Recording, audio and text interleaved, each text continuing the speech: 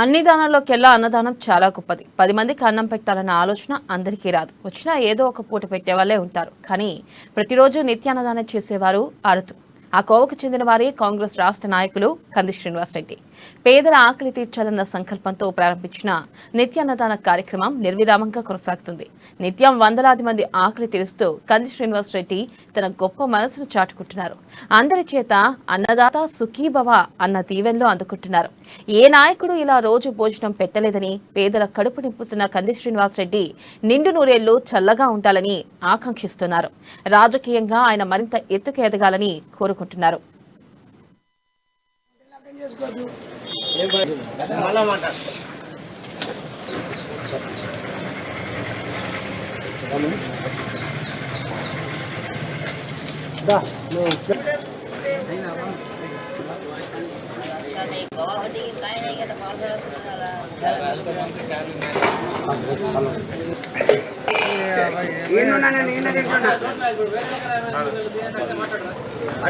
శ్రీ గౌరవనీయులైన కంది శ్రీనివాసరెడ్డి గారికి 10,000 వందనాలు.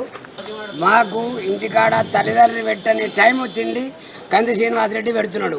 కరెక్ట్ టైంకు 2 కొట్టంగంటే 1:30కే పని చేసి కూలోళ్ళు, రోడ్డు మీద తిరిగేటోళ్ళు, దవాఖానోళ్ళు, అక్కడోళ్ళు ఇక్కడోళ్ళు కరెక్ట్ టైంకు 1:30కి వస్తే ఒక 200-300 మందికి అన్నదానం చేస్తున్నాడు. కన్న తల్లిదండ్రి కన్నెక్క టైంకు తిండి పెడుతున్నాడు. కంది శ్రీనివాసరెడ్డిని గెలిపించాలనుకుంటున్నాం మేము. ఇంకొకటి ఏమిటిదంటే, మనము తెలంగాణ మాటలు పట్టుకుంటే మన బతుకులు తెల్లారిపోతాయి. ఇప్పటికీ బంగారు తెలంగాణ అని మన కళ్ళబోతు తెలంగాణ అయిపోయింది. మన ఆదిలాబాదు తెలంగాణ అంతా తెల్లారిపోతున్నది. మనం కంది శ్రీనివాసరెడ్డిని కరెక్ట్ టైంలో ఏమన్నా, ఏ పదాలు ఏం చెప్పినా, ఏ టీఆర్ఎస్లు చెప్పినా, ఏ బీజేపీలు చెప్పినా మనము కంట్లతో ఆవరణలో నోరుతో చేసేది చేయాలా, కళ్ళ చూపులతో చూసి మనం కాంగ్రెస్ని అఖండంగా గెలిపించాలా కంది శ్రీనివాసరెడ్డిని అని నేను కోరుకుంటున్నా. గౌరవనీయులైన కంది శ్రీనివాసరెడ్డి అన్న గారికి మా యొక్క ధన్యవాదాలు. ఆయన మాకు డైలీ అన్నదానం చేస్తున్నాడు. ఆయన దయ వల్ల మేము ఒక టైం హోటల్కి 100 రూపాయలు దక్కుతున్నాయి మాకు తినడానికి.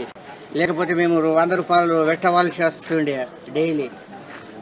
మాకు ఒక్కొక్క టైంకు 100 రూపాయలు దొరికే పరిస్థితి లేకుండే మాకు.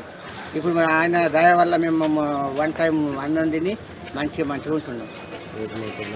అందుకే కంది శ్రీనివాసరెడ్డి జిందాబాద్. కొన్ని వందల మందికి, దాదాపు 600-700 మందికి అన్నం పెట్టడం జరుగుతుంది ప్రతిరోజు. ఇంతవరకు గెలిచినటువంటి మంత్రులు కానీ ఎమ్మెల్యేలు కానీ ఇప్పుడు అన్నం పెట్టలేని నిరాభిక్షులు. అటువంటి టైంలో కంది శ్రీనివాసరావు దేవుడు లాంటి మనిషి, అందరికీ ఇక్కడ అన్నం పెట్టి ఆదుకుంటుండు. రోడ్డు మీద తిరిగినా బయట తిరిగినా రైతులకు అందరికీ అన్నదానం పెట్టి ఆదుకోవడం చాలా గొప్ప ధర్మాత్ముడు. అన్నదానం చేసి అందరిని ఆదుకుంటుండంటే చాలా ఒక వజ్రం లాంటి మనిషి.